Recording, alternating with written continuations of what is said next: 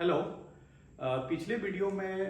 Interview के regarding हमने कई सारे चीज़ों को हाईलाइट किया था, बताया था,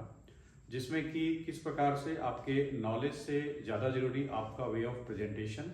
होता है, इसके बारे में भी जिक्र किया था। किस प्रकार से आप जब इंट्रोडक्शन स्टार्ट करते हैं या देते हैं तो उसमें आप अपने बारे में, आप अपने एजुकेशनल क्वालिफिकेशन के बारे में, जहाँ से आप बिलोंग करते हैं वहाँ के बारे में, करंट जो आपका स्टेटस है, लाइक अगर आप अभी जॉब कर रहे हैं तो उसके बारे में, और आपकी अगर कुछ हॉबी है तो उसके बारे में आप बताते हैं। इन सब चीज़ों के बारे में मैं पहले ही डिस्कस कर चुका हूँ।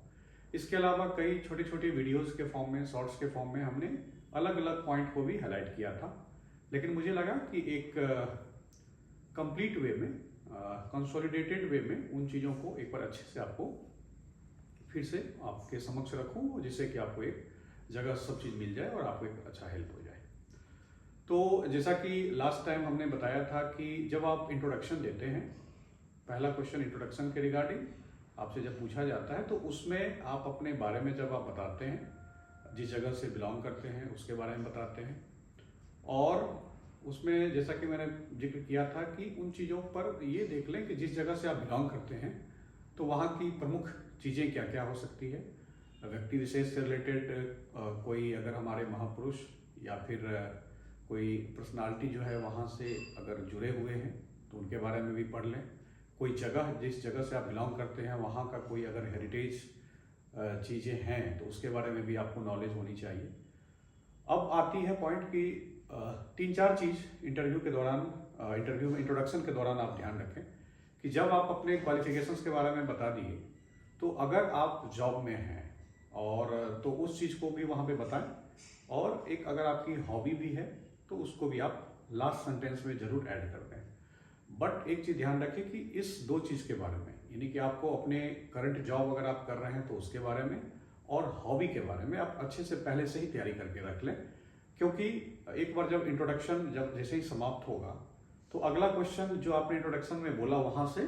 क्वेश्चन एराइज किया जाएगा। तो संभावना है कि एक तो एजुकेशनल क्वालिफिकेशंस के बारे में जो आपने बताया वहाँ से, या फिर आपकी करंट जॉब से, या फिर हॉबी से, ये 3-4 क्वेश्चन जो है वहाँ से बन सकते हैं, और जो पैनल होगा वहाँ से आपका क्वेश्चन एराइज करेगा। अब उसमें आती है कि जॉब में है तो जॉब की आप तैयारी कर लें। अब पॉइंट ये उठता है कि जो आपने ग्रेजुएशन का ईयर बताया और करंटली आप 2025 या 26 में अपना इंटरव्यू दे रहे हैं, तो अगर दोनों ईयर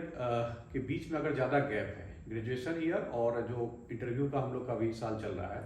उसमें अगर 5 से 6 साल का गैप है, और उसमें अगर आप किसी जॉब में हैं तब तो उस जॉब के बारे में अच्छे से नॉलेज अगर आप गैदर कर लें, अच्छे से उसमें पता कर लें, चूँकि आपने जॉब कर ही रहे हैं तो उसमें कई सारी चीज़ों को, किस तरह का नेचर ऑफ जॉब है, उसमें आप क्या क्या काम कर रहे हैं, वहाँ से आपको क्या लर्निंग्स मिल रही है, तो इन चीज़ों को आप अच्छे से प्रिपेयर कर लें। अब है कि अगर आप तैयारी ही सिर्फ कर रहे हैं, आपने कोई जॉब नहीं किया, सिर्फ प्रिपरेशन में है, मान लेते हैं कि 2019 या 20 में आपने ग्रेजुएशन किया और 25 में आप इंटरव्यू दे रहे हैं, 26 में इंटरव्यू दे रहे हैं, तो उस 5 सालों में आपने जो है अगर जॉब नहीं किया है, सिर्फ प्रिपरेशन कर रहे हैं, तो उसके बारे में कुछ अच्छा आंसर आपके पास होना चाहिए। ये हो सकता है कि आप किसी हायर स्टडीज़ में अपने आप को इनरोल किए हो, कुछ कोर्सेज आपने बीच में किए हो, आप अपने जो आपकी कुछ हॉबीज़ हैं उसके बारे में कुछ वर्क किया हो, उसमें आपको सर्टिफिकेशन मिला हो, तो ये सब चीज़ों को भी अगर आप बताते हैं अच्छे से तो एक बहुत ही पॉजिटिव इंप्रेशन जाएगा, इसमें कोई नेगेटिव वाली कोई बात नहीं है। अब आती है कि इंटरव्यू पैनल आपसे ये प्रश्न कर सकता है कि जब आप प्रीवियस जॉब में थे, कभी कभी होती है कि आपकी जॉब काफ़ी अच्छी होती है, उसमें आपकी सैलरी भी अच्छी होती है, तो जब आप इतनी अच्छी पहले से जॉब में थे, इतनी अच्छी आपकी सैलरी थी, तो फिर वो जॉब छोड़कर आप इस जॉब में क्यों आना चाहते हैं। तो इसमें मैंने पहले भी एक छोटे वीडियो में भी हाईलाइट किया था, क्योंकि सबसे पहले तो आपकी जो सिविल सर्विसेज की जो पॉजिटिव चीज़ें होती है, जो चीज़ मोटिवेट करती है सबों को इस सर्विस को ज्वाइन करने के लिए, कि इसमें आपको डाइवर्सिटीज ऑफ वर्क जो है उसमें काम करने का जो है अवसर मिलता है, इसमें आपको पब्लिक इंटरेक्शन का मौका मिलता है, इसमें आप जो एक जॉब सेटिस्फेक्शन जो पुराने जॉब में नहीं मिल पा रहा था, वो जॉब एक सेटिस्फेक्शन है यहाँ पे, और सोशल सर्विस जो आप शुरू से करना चाहते हैं इसमें करने का एक अच्छा प्लेटफॉर्म आपको मिलता है। तो इन चीज़ों को आप वहाँ पे जरूर हाईलाइट करें। अब इसके साथ साथ जो चीज़ें आपने प्रीवियस जॉब में सीखी हैं, कभी भी अपने प्रीवियस जॉब के बारे में निगेटिव ना बताएं, क्योंकि निगेटिव बताने पे एक निगेटिव इंप्रेशन आ जाएगा कि फिर इस जॉब में आने के बाद भी आप किसी दूसरे जॉब के बारे में सोचेंगे। और चूंकि हर जॉब की अपनी पॉजिटिव्स और निगेटिव होती है, तो वो निगेटिव हाईलाइट करने की जरूरत नहीं है। बट अपने प्रीवियस जॉब की जो पॉजिटिव चीज़ें हैं, अगर लाइक जैसे आप प्राइवेट जॉब में हैं, तो वहाँ पे 3-4 चीज़ें हो सकती है कि आप टीम वर्क, आपकी एक टीम होगी, टीम वर्क कर रहे होंगे, टाइमली जो है प्रोजेक्ट डिलीवर करना होगा, उसमें हो सकता है आप टीम लीड किए हों। तो कई सारी चीज़ें जो है वहाँ से पॉजिटिव चीज़ें उठाकर आप इसमें रख सकते हैं कि जब आप इस सर्विस में आएंगे तो जो चीज़ें आपने वहाँ सीखी है, पॉजिटिव चीज़ें, उसको आप यहाँ पे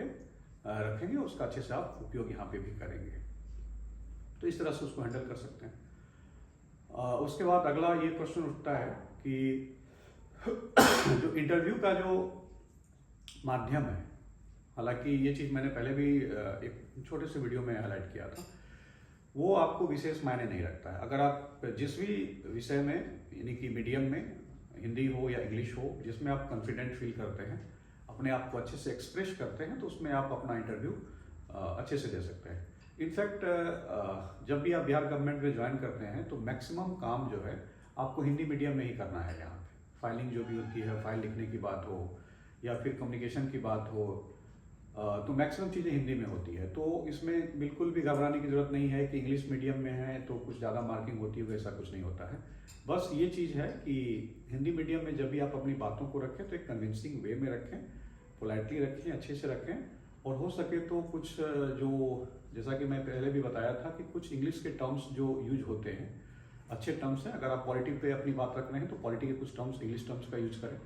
अगर आप करंट अफेयर से रिलेटेड कुछ बात कह रहे हैं तो वहाँ इंग्लिश के टर्म्स, करंट अफेयर्स में कुछ अगर चल रहे हैं तो वहाँ यूज करें, जिससे उनको ये ना लगे कि आप इंग्लिश की चीज़ों को नहीं समझते हैं। क्योंकि कई सारे जो गवर्नमेंट ऑफ इंडिया के लेटर्स होते हैं, या इनफैक्ट बिहार गवर्नमेंट के भी होती है, तो कुछ लेटर्स इंग्लिश में आती है, तो वहाँ आपको इंग्लिश में डील करना पड़ता है। तो उनको ये चीज़ होनी चाहिए कि आपको इंग्लिश की भी ठीक ठाक जानकारी है, हिंदी में तो आप जानते ही हैं। तो ये पॉइंट का भी आप विशेष ध्यान रखें। अब चीज़ आती है कि जैसा मैंने बताया था कि इंटरव्यू के इंट्रोडक्शन में जब आप अपनी बात बताते हैं तो अपने हॉबी को जरूर मेंशन कर दें, और हॉबी की अच्छी तैयारी लेकिन करके रखें। तो जब आप अपने हॉबी के बारे में बताते हैं तो हॉबी में कई सारे डिफरेंट एरियाज हैं। जो भी आपकी हॉबी हो सकती है, जेन्युइन हॉबी होनी चाहिए, या तो स्पोर्ट्स से रिलेटेड होगा, या आपकी हॉबी जो है किसी फोटोग्राफी से रिलेटेड हो सकती है, आपको घूमना पसंद है ये हो सकता है, या रीडिंग नॉवेल्स हो सकती है, किसी भी प्रकार की आपकी हॉबी हो सकती है। लेकिन वो हॉबी थोड़ी जेन्युइन टाइप होनी चाहिए और उसकी एक अच्छी तैयारी भी कर लें। होता ये है कि जैसे अगर आप अपनी बताते हैं कि मुझे ट्रैवलिंग पसंद है, तो 5-6 जगह ऐसी होनी चाहिए कि जहाँ पे आप घूमे हों, उन जगहों की जो खासियत है उसके बारे में आपको नॉलेज हो, और रिसेंटली कहीं आप अगर ट्रैवल किए हैं तो उसके बारे में जो है ठीक ठाक आपको जानकारी रहनी चाहिए, तो उसकी तैयारी पूरी से रहनी चाहिए। रीडिंग नॉवेल अगर आपकी हॉबी है तो कुछ नॉवेल्स आपने पढ़ रखा है, जो नॉवेल पढ़ा है उनके ऑथर कौन है, उसके बारे में किस चीज़ के बारे में जिक्र है, उससे रिलेटेड और भी कौन कौन सी नॉवेल हो सकती है, तो डिफरेंट टाइप्स ऑफ नॉवेल क्या क्या होता है, तो ये सब जानकारी रखें। उसी तरह से स्पोर्ट्स में भी अगर आप स्पोर्ट्स अगर अपनी हॉबी बताते हैं तो जिस भी स्पोर्ट के बारे में आप बताते हैं कि वो खेलना आपको पसंद है, तो जेन्युइनली वो आप चीज़ खेलते हो, उसके बारे में जो टेक्निकल चीज़ें होती है उसके बारे में आपको नॉलेज हो। क्रिकेट को अगर लें या फुटबॉल को लें तो उसमें जैसा कि पिछले भी बार भी मैंने बताया था, उसमें रैंकिंग्स भी निकलती है, कई सारे टूर्नामेंट्स होते हैं। तो करंटली उसमें इंडिया और बिहार के कॉन्टेक्स्ट में क्या क्या चीज़ें हैं वो जरूर एक बार देख लें, तो उससे आपका हॉबी का काम काफ़ी आसान हो जाएगा और अच्छे से आप आंसर कर पाते हैं। दूसरी बात है कि इंटरव्यू मैक्सिमम मुझे लगता है 15 मिनट चलता है, 10 से 15 मिनट, कभी कभी किसी केस में 20 मिनट तक भी होता है। तो अगर हॉबी से रिलेटेड और आपके करंट जॉब या फिर उस पीरियड के बारे में भी क्वेश्चन आपसे पूछा जाता है जब आप बताते हैं, इंट्रो के बारे में आप कुछ बताते हैं, तो 3-4 क्वेश्चन का तो यूं ही आप जवाब देते हैं, 6 से 7 मिनट यूं ही आपके निकल जाएंगे। उसके बाद बात आती है आपका जो ग्रेजुएशन का सब्जेक्ट था या फिर आपका जो ऑप्शनल सब्जेक्ट था, कुछ 1-2 क्वेश्चन वहां से पूछे जा सकते हैं। कई बार ये होता है कि आपने ग्रेजुएशन सब्जेक्ट एक रखा और आपने ऑप्शनल सब्जेक्ट को चेंज किया है, तो उससे भी रिलेटेड क्वेश्चन पूछ सकता है कि आपने 3 से 4 साल जिन सब्जेक्ट को पढ़ा है उसे सब्जेक्ट ना रख के आपने अपना ऑप्शनल सब्जेक्ट क्यों चेंज किया। तो उसमें जो भी चीज़ें हैं, जेन्युइन चीज़ें, यानी कि बहुत सारे, जैसे मैंने अपना मैकेनिकल इंजीनियरिंग मेरा ग्रेजुएशन सब्जेक्ट था, लेकिन मैंने ज्योग्राफी रखा। तो अगर अब इससे रिलेटेड अगर क्वेश्चन पूछा जाता तो मेरा आंसर ये होता कि ज्योग्राफी से जो चीज़ें आपने ज्योग्राफी में पढ़ रखी है उससे आपको एज ए वर्ल्ड के बारे में, इंडिया के बारे में, बिहार के बारे में, ज्योग्राफिकल काफ़ी चीज़ों के बारे में आपको पता चला। काफ़ी स्ट्रक्चर्स जो है, पर्वत श्रृंखलाएँ हो, नदी हो, या कुछ भी चीज़ें जो ज्योग्राफी से रिलेटेड हो, तो उनके बारे में आपने जाना। उसके साथ साथ कई सारी ऐसी चीज़ें हैं जो कि ज्योग्राफी में अगर आप पढ़ते हैं तो आपके जो सब्जेक्ट्स होते हैं GS1 में या GS2 में, कई सारी चीज़ें वहाँ से कवर हो सकती है। फिर आपको चूँकि कई सारे मटेरियल्स आपके अपने इंजीनियरिंग बैकग्राउंड से नहीं मिलते हैं, वो चीज़ें आपको दिक्कत होती है, वो आपको अवेलेबल है, जो एक जेन्युइन रीजन भी है। तो उन चीज़ों को आप समेकित करके बताएं, जिससे कि ये ना लगे कि आप फेक आंसर दे रहे हैं या कुछ इंटरव्यू बोर्ड को है गुमराह करने का प्रयास कर रहे हैं। तो इन चीज़ों को अच्छे से आप लोग देख लें, इससे हमें लगता है कि काफ़ी पॉजिटिव असर इस पर इंटरव्यू पैनल पे होगा। इसके साथ साथ जैसा कि मैंने बताया था कि जब भी किसी भी चीज़ को आंसर करें और आपको ना आता हो तो जेन्युइनली आपको लगता है कि अगर आप सोच सकते हैं तो कुछ समय जो है 10 सेकंड उनसे मांग लें, सोचें, कोई दिक्कत की बात नहीं है। अगर बिल्कुल भी आपको नहीं पता है तो पोलाइटली आप